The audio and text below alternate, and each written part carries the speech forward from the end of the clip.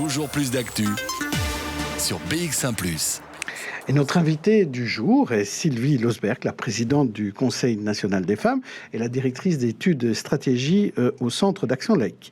Alors, jusqu'à la dernière minute, Sylvie Losberg, vous avez tenté d'empêcher le renvoi du texte sur l'assouplissement de l'IVG au Conseil d'État.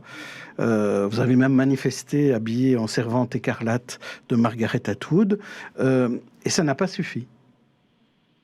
Ça n'a pas suffi parce que ce qui s'est passé au Parlement hier ne concerne en fait pas directement le dossier de l'IVG, puisque vous savez qu'il y a un large consensus pour voter ce texte qui assouplit les conditions pour recourir à un avortement en Belgique. Le problème auquel on doit faire face aujourd'hui, c'est à un Parlement qui est pris en otage par les conservateurs, c'est-à-dire le CDNV et la NVA, mais surtout des partis qui s'appuient sur le Vlaams Belang, sur l'extrême droite, pour empêcher un texte qui, selon eux, est scandaleux, alors que ce qui s'est passé hier, c'est ça qui est scandaleux.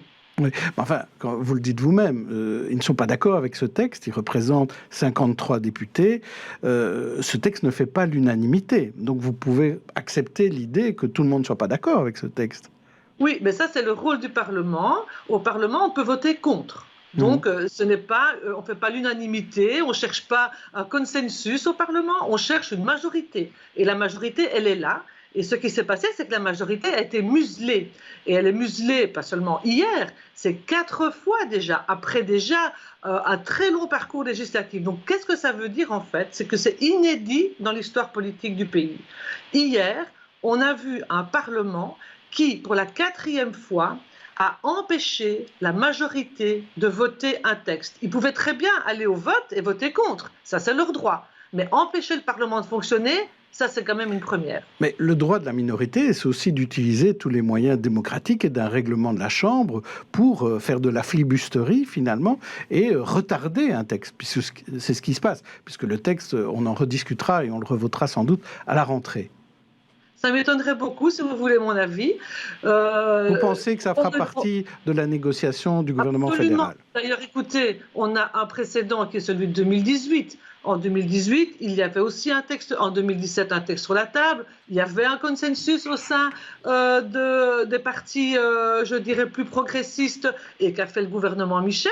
Il a obligé le CDNV à reculer sur quelques points, ils ont ficelé un texte et hop, c'était majorité contre opposition. Et ici, ils ne supportent pas qu'il y ait une majorité. Alors pour revenir à la question de minorité contre majorité, je voudrais quand même rappeler que ce dossier concerne toutes les femmes. Donc, ce n'est pas une minorité linguistique contre une autre minorité linguistique. Les femmes flamandes, elles recourent aussi à l'IVG.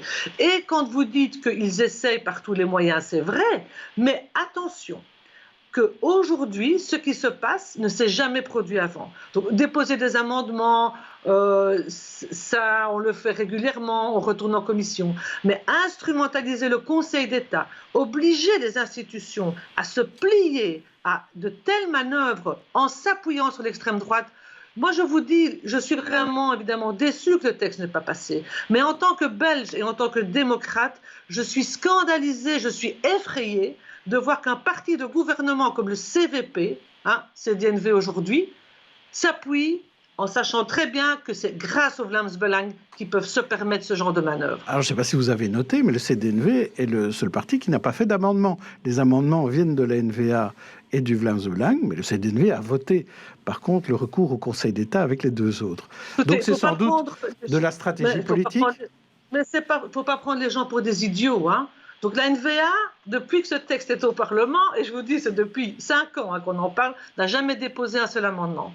Oui, il crie, Madame Van Peel, elle crie sur les députés, ça c'est sûr. Mais déposer un amendement, non. Donc en fait, ils s'en fichent de l'IVG, entre guillemets. Sauf tout à coup, maintenant, ils ont des amendements. Il faut les lire, Il faut les lire des amendements. C'est criminaliser les femmes, punir les médecins, obliger les femmes à prendre une contraception. Enfin, c'est vraiment... Je dirais, on se croirait en Pologne ou en Hongrie. Et d'autre part, qu'est-ce qu'on voit en fait? Et là, je m'adresse quand même aux libéraux.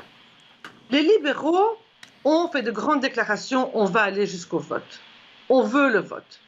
Mais in fine, quand on voit que on n'est pas gêné de faire des négociations gouvernementales hypothétiques avec la NVA et avec le CDNV. Il ne faut pas être grand clair pour comprendre que les libéraux, hier, ils étaient blanc-bleu, ils ont demandé le vote.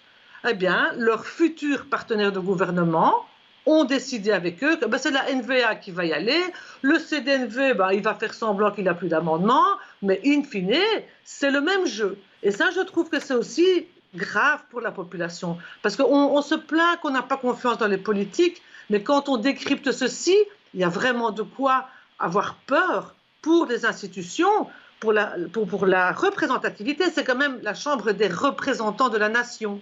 Et donc, je crois que là, il y a un vrai problème. Alors, en plus des éléments que vous apportez, il y a aussi tout ce débat sur est-ce qu'on a vraiment bien réfléchi. Et c'est ce qu'on entend un peu, notamment dans les milieux chrétiens. Ce matin, dans La Libre, un gynécologue dit « Mais est-ce qu'on ne devrait pas plutôt faire une large consultation ?» Comme en Irlande, il y en a eu une. Les citoyens arriveraient sans doute plus facilement à trouver un accord sur l'IVG et son assouplissement que les politiques. Qu'est-ce que vous répondez à ça en quelques secondes?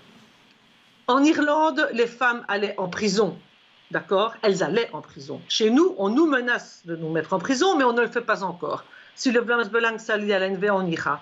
La question n'est pas de trouver un consensus dans la population. La population, elle recourt à l'IVG. Il faut parler de l'IVG, il faut être clair, c'est un problème de santé des femmes, de conditions de vie des femmes. Ce n'est pas un problème politique en réalité, c'est un problème de santé publique. Merci Sylvie Losberg d'être venue nous expliquer tout ça au lendemain de cette journée à la Chambre.